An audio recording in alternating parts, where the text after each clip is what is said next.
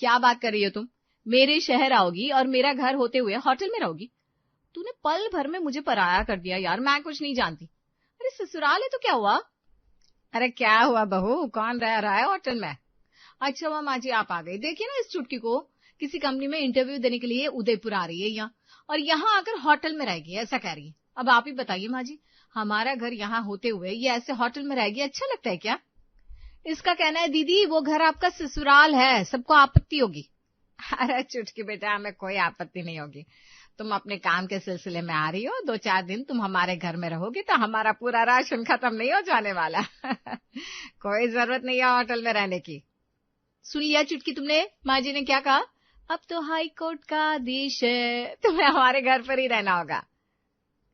अच्छा किया माँ जी, आपने मेरी बात सुन ली और उसे यहाँ बुला लिया। वो तो मेरी एक बात नहीं मान रही थी, बस एक ही रट लगाए जा रही थी। तुम्हारे घर में कितने लोग हैं, सबको आपत्ति होगी, वो घर तुम्हारा ससुराल है। खैर अब वो आ रही है तो उसका स्वागत अच्छे से करती हूँ। उसकी पढ़ाई के चक्कर में कई सालों से उससे ठीक से बात भी नहीं हुई मेरी। ज्योति की बहन चुटकी काम के सिलसिले में उदयपुर आ रही थी। बहन आने वाली है इस बात की खुशी ज्योति के चेहरे पर साफ झलक रही थी। ज्योति की सास रागिनी ने भी हंसी खुशी चुटकी को घर आने का आग्रह किया था। दोनों सास बहू के बीच में यही सारी बातें हो रही थी, तभी चुपके से उन दोनों की बातें छोटी बहू पद्मजा सुन लेती है।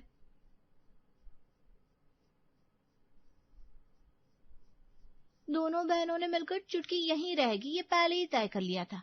ये तो बस झूठ मूठ का दिखावा चल रहा है माँ जी की परमिशन लेने का। और माँ जी, उनको भी दीदी के मायके से मेहमान आते हैं तो बिल्कुल आपत्ति नहीं होती। इस घर में सारा प्यार दीदी के मायके वालों को ही मिलता है, ऐसा थोड़ी ना चलेगा। अभी 4 दिन नहीं हुए दीदी के मामा जी आकर गए, अब ये चुटकी। मेरा पति भी बड़े भैया जितना ही पैसा कमाता है, और घर में मैं और दीदी समान हिस्से में काम करते हैं, तो बार बार सिर्फ उनके मेहमान क्यों आएंगे? मैं अभी बुलाऊंगी अपनी बहन को। हाँ ये बड़ी मायके वालों पर प्यार लुटाने वाली। ज्योति की बहन चुटकी काम के सिलसिले में उदयपुर आ रही थी, लेकिन जैसे ही ज्योति की बहन घर आ रही है ये बात पद्मजा को पता चलती है, तो पद्मजा तुरंत अपनी बहन रानी को फोन करती है और अपने ससुराल बुला लेती है शाम के वक्त। अरे रानी, तुम ये अचानक आ गई बेटा, घर में सब कुछ ठीक है ना?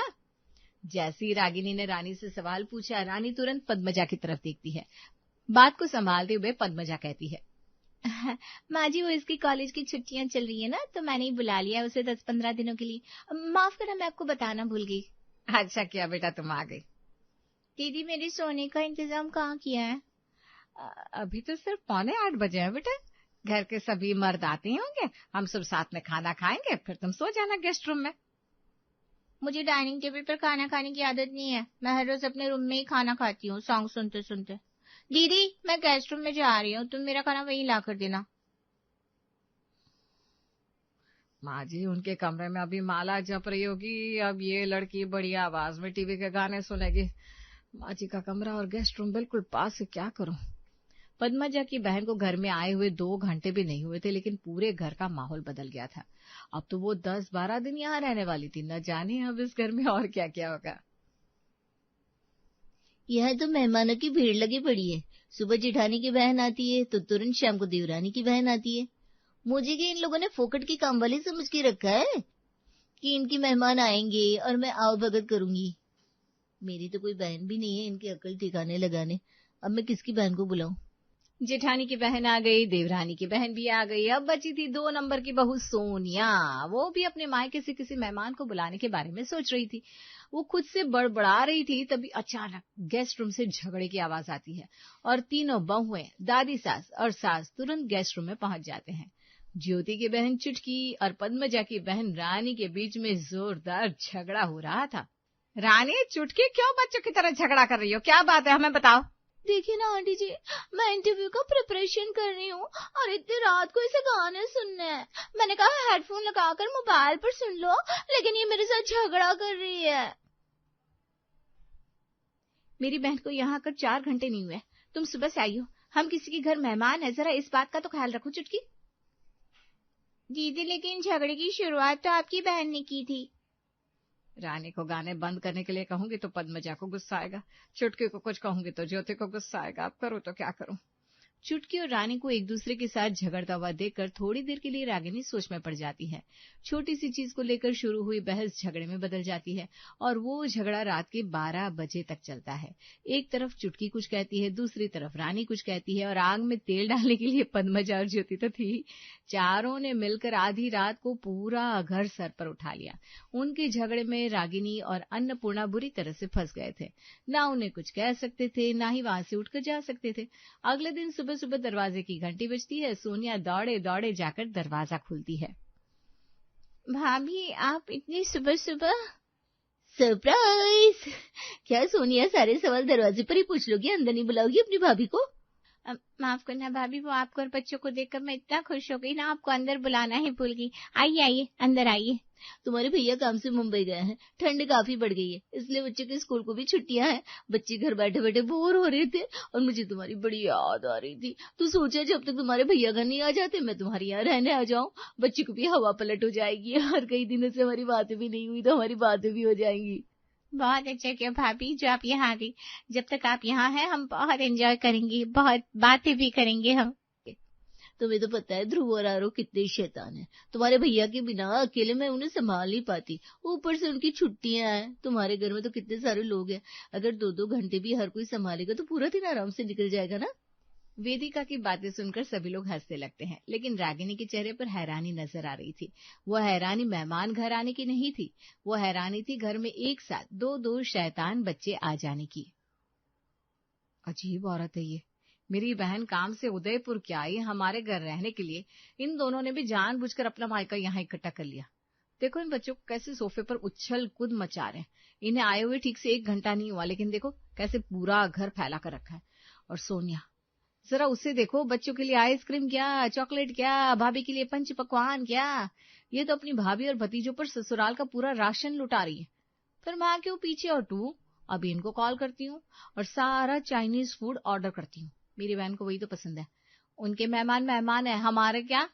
जो प्यार दुलार सोनिया के मायके वालों को मिल रहा है, मेरी बहन को भी मिलना चाहिए। हाँ, मेरी बहन कल से इस घर में आई है, लेकिन उसके लिए मैंने कुछ भी नहीं बनाया। जो दाल रोटी हम रोज घर में बनाते वही उसे खिलाया। लेकिन यहाँ देखो ये महारानी घर के सारे पैसे अपनी भाभी और भतीजों पर उड़ा रही है, जैसे इसके मायके वाले बड़े ही रईस खानदान के हैं जो उन्हें अलग ट्रीटमेंट मिल रही है। अभी दिखाती हूँ खातिरदारी करना क्या होता है। आई बड़ी भाभी के स्वागत में पंच पकवान बनाने वाली। सोनिया की भाभी और भतीजों को आए हुए सिर्फ आधा 1 घंटा हुआ था, लेकिन सोनिया पूरी तरह से उनकी खातिरदारी में डूब गई थी। 1 घंटे में सोनिया ने पूरा खाने का टेबल सजा दिया था। अलग अलग मिठाइयां, बच्चों के लिए आइसक्रीम, टमाटर का साग, ढोकला, पराठे और न जाने क्या क्या। सोनिया की भाभी के स्वागत में सजाया हुआ टेबल देखकर पद्मजा और ज्योति की आंखें खुली की खुली रह जाती है। वो दोनों भी तुरंत अपनी अपनी बहन की खातिरदारी करने में जुट जाती है।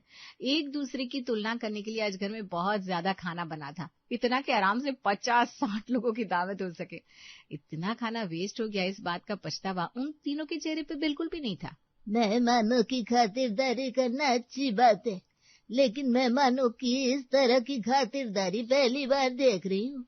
आज हमारे घर में इतना खाना बना कि 50-60 लोग आराम से खाना खा सकते थे। इतना खाना बनाने की जरूरत भी नहीं थी।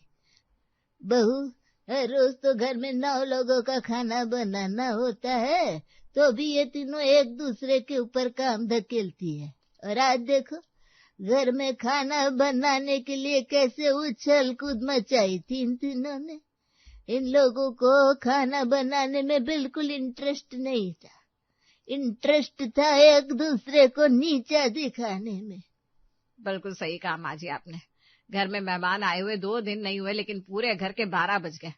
और वो बच्चे, हमारा इतना बड़ा घर है लेकिन उन्होंने ऐसा एक कोना नहीं छोड़ा जो कि खराब ना किया हो। वो तो बच्चे हैं, लेकिन उनकी माँ उन्हें बिल्कुल नहीं समझाती, बिल्कुल नहीं रोकती। अभी थोड़ी देर पहले मंदिर के पास खेल रहे थे, सारी भगवान की मूर्तियां उठाकर उनकी गाड़ियों में रख रहे थे। उनका चिल्लाना और पद्मजा की बहन रानी के गानों की आवाज, हे भगवान, मेरा तो पूरा दिमाग चकरा गया है। जब से घर में मेहमान आए थे, पूरे घर का हाल बेहाल हो गया था। सुबह से लेकर रात के 12 बजे तक पद्मजा की बहू रानी गाने सुनती थी, ऊपर से बच्चों की उछल कूद, घर में फैली हुई गंदगी, हर रोज बर्बाद होने वाला ढेर सारा खाना और 3 बहुओं में बार बार होने वाले झगड़े। सबको लगा था कि ये बस 1, 2 या फिर 4 दिन की बात है, लेकिन अब 15 दिन हो गए थे। इंटरव्यू के लिए आई ज्योति की बहन इंटरव्यू होकर 10 दिन हो गए थे, लेकिन अभी भी ज्योति के ससुराल में ही थी। घर की बहुओं ने अपने ससुराल को पूरी तरह से अपने मायके से भर दिया था। वो सुबह से लेकर रात तक बस अपने मायके वालों की खातिरदारी किए जा रही थी। अन्नपूर्णा और रागिनी की तरफ किसी का भी ध्यान नहीं था। वो ठीक से खाना नहीं खा पा रही थी और ना ही आराम कर पा रही थी। एक दिन शाम को ज्योति अपनी बहन को लेकर शॉपिंग करने जाती है। दीदी इतने पैसे लेकर अपनी बहन को शॉपिंग करवाने ले गई है। जब भैया उन्हें पैसे दे रहे हैं तो किसे बार बार गिन रही थी। मुझे लगता है 10-12 हजार तो होंगी। इन्हें क्या लगता है हमारे घर में लगा हुआ पैसों का पेड़ सिर्फ इन पर ही बरसेगा? मेरे भतीजी भी कई दिनों के बाद घर आए। उनकी बहन तो हर 2 महीने बाद यहीं पर पड़ी रहती है। मैं भी जाऊंगी अपनी भाभी और भतीजी को लेकर मार्केट। कुछ देर सोनिया खुद से बड़बड़ाती है और थोड़ी देर में अपने पति से लड़ झगड़ कर 20,000 रुपए लेती है। फिर क्या, अपनी भाभी और भतीजों को लेकर पहुंच जाती है मार्केट।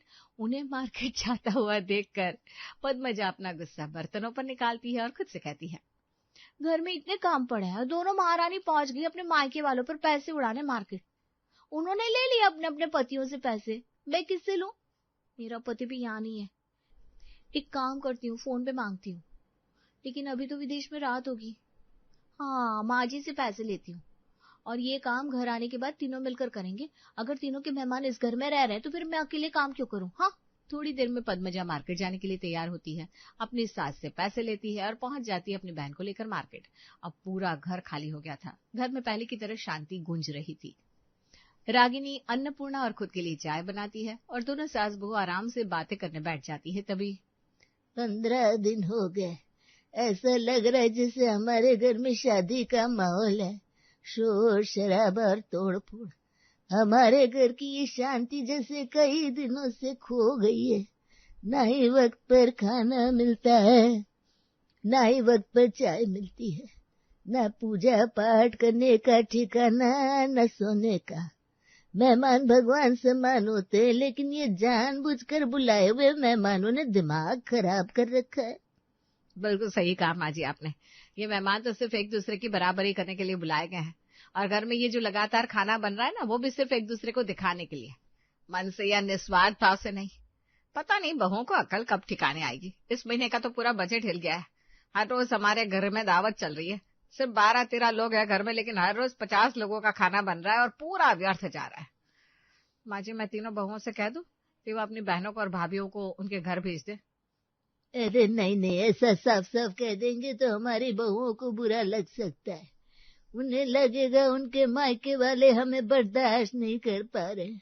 हालांकि मेहमान कोई भी हो, अगर वो ज्यादा दिन किसी के भी घर में रहते हैं तो आपत्ति तो होती है, लेकिन ये बात उन्हें ठीक से समझानी होगी।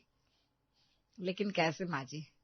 वो कहते हैं ना, जो घी सीधी उंगली से नहीं निकलता, वो घी उंगली टेढ़ी करके निकालना चाहिए।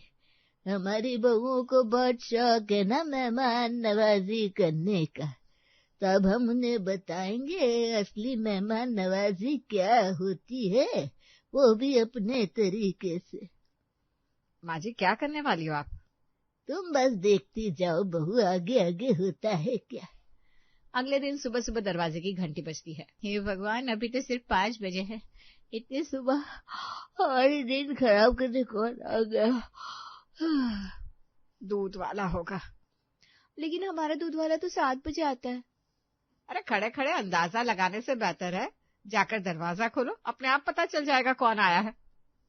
पद्मजा दरवाजा खोलती है और सुबह सुबह दरवाजे पर खड़े होते हैं एक साथ 20-22 लोग।